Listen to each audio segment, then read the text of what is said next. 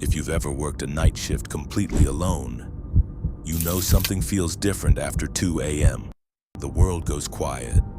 Too quiet. Every sound feels amplified. Every shadow feels intentional. And at some point during the night, you start wondering if the building is really empty. These are true night shift horror stories. I was 22 when I started working the night shift at a gas station just off a rural highway. The kind of place where after midnight you might see one car every 30 minutes. At 2:17 a.m., the road outside was completely empty.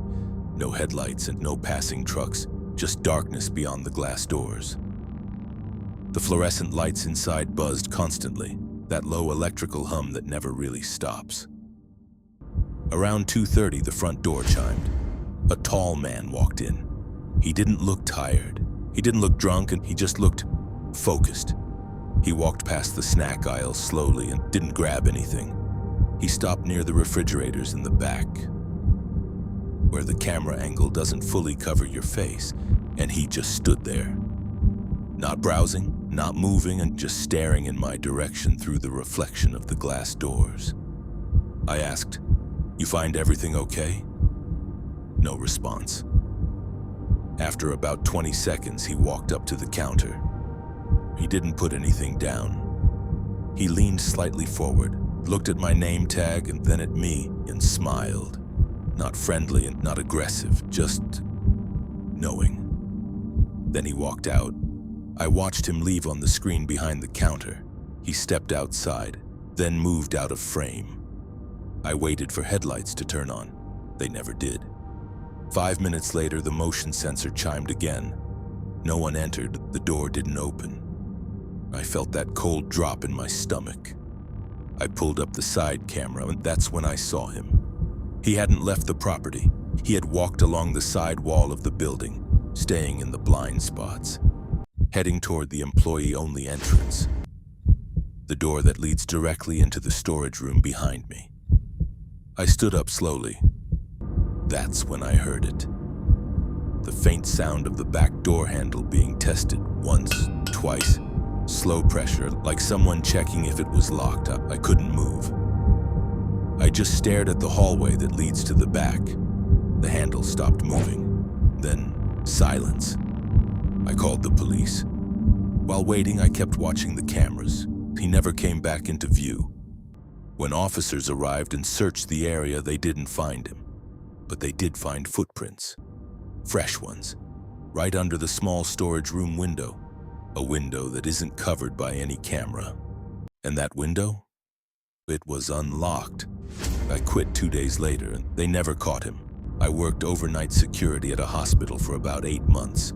Most nights were routine, but the third floor was always unsettling. It had been shut down for renovations after a plumbing accident. No patients, no staff assigned there overnight. Just dark corridors and empty rooms. At exactly 3 a.m. every shift, I had to patrol that floor. The elevator doors opened slowly, and the hallway lights were dimmed to energy-saving mode. It always felt colder up there, even in summer. One night, as soon as I stepped out of the elevator, I heard a door close somewhere down the hall.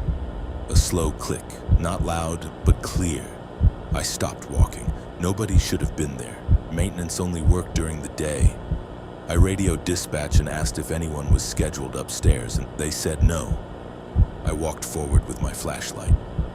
Halfway down the corridor, I noticed one patient room door slightly open, and that wasn't normal.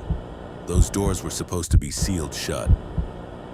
I pushed it open, empty bed, covered equipment, but the bathroom light was on. I was certain it hadn't been earlier in the week. I walked in slowly. The mirror above the sink was fogged, like someone had taken a hot shower minutes ago. But the plumbing on that floor was completely shut off. No hot water, no running sinks. My radio crackled. Dispatch asked, "Are you moving right now?" I said yes. There was a pause, and then they said, "We're seeing someone walking behind you on camera 3. My entire body went cold. I turned around instantly. The hallway was empty, completely empty, and no footsteps, no shadows. I walked back to the security office after finishing the round.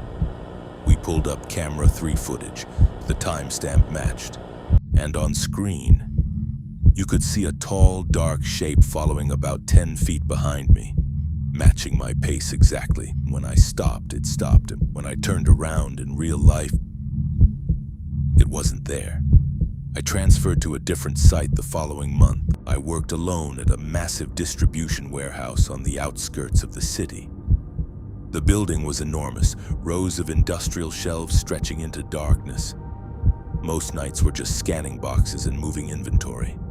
At 1:40 a.m. one shift, the power flickered. Not unusual. Storms would sometimes affect the grid, but then half the overhead lights shut off. Only emergency lighting remained. The warehouse turned into long corridors of shadow. My handheld scanner powered down. That's when I heard metal scraping across concrete, slow, heavy, like something being dragged. I froze. No forklifts were scheduled. No trucks were docked. I grabbed a flashlight and started walking toward the sound. It stopped immediately. The silence was worse. Then I heard footsteps. Behind the shelves to my right, slow, measured, not rushing. I moved down the next aisle. The footsteps moved too, keeping distance. Every time I stopped walking, they stopped. My heart was pounding so hard I could hear it in my ears. I suddenly turned the corner to catch whoever it was. Nothing. But one of the tall rolling ladders was gently swaying, as if it had just been touched. I backed away slowly. Then all the emergency lights shut off. Total darkness, and not dim, pitch black, for 3 full seconds. When the lights came back on, every rolling ladder in that aisle had been repositioned, all of them, perfectly aligned, pointing directly toward where I was standing. There was no way one person could have done that in 3 seconds. Security logs later confirmed no additional badge scans that night. I never volunteered for solo shifts again. There's something about night shifts that changes you. You start noticing every sound, every reflection in the glass, every shadow that doesn't look quite right. Maybe it's just exhaustion, maybe your mind fills in the gaps, or maybe some places don't like being empty at 3 a.m. If you've ever worked alone at night, you understand.